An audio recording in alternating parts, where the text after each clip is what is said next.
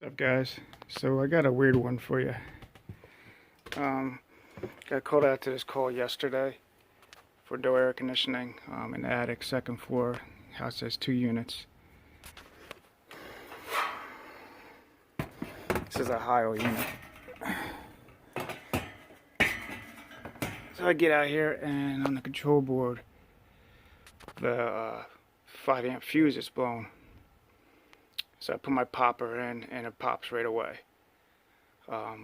Pull the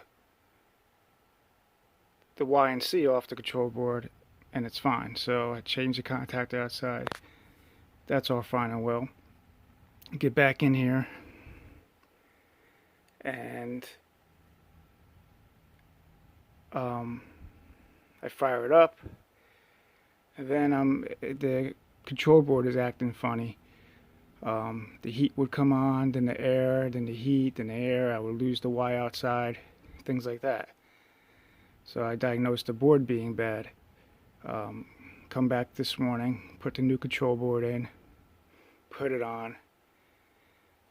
The air comes on, runs for a couple minutes, then the inducer comes on, and the fan drops down to lower speed. Then the inducer goes off, and the air comes back on. Doing some really wacky things. But while this is running, I can hear a hissing coming from behind the unit where the refrigerant lines go into.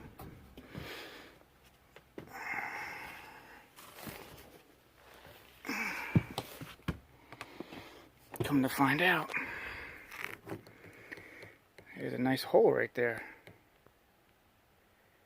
Now, the backstory to this is he had a huge electrical storm the night before.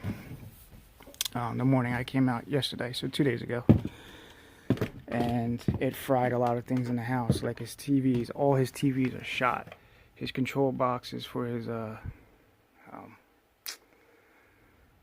cable company and everything is all blown. Everything. A lot of outlets.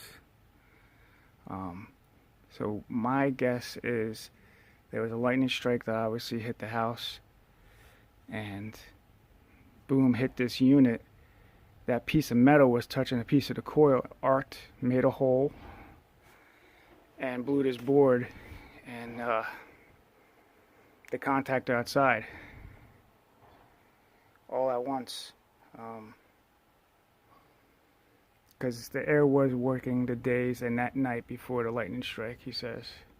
So obviously a hole like that with no refrigerant, he would know the air wasn't working at all. So it was working fine up until then. So that's where we're at now. We have to deal with the insurance company, because it's not just a control board anymore.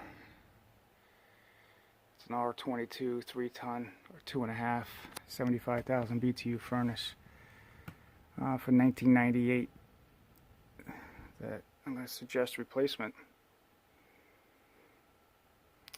They can obviously do the repair to the coil that isn't that bad and put R22 back into it, but I'll leave that up to the homeowner and the insurance to hash it out. Pretty weird. Alright guys, check you later.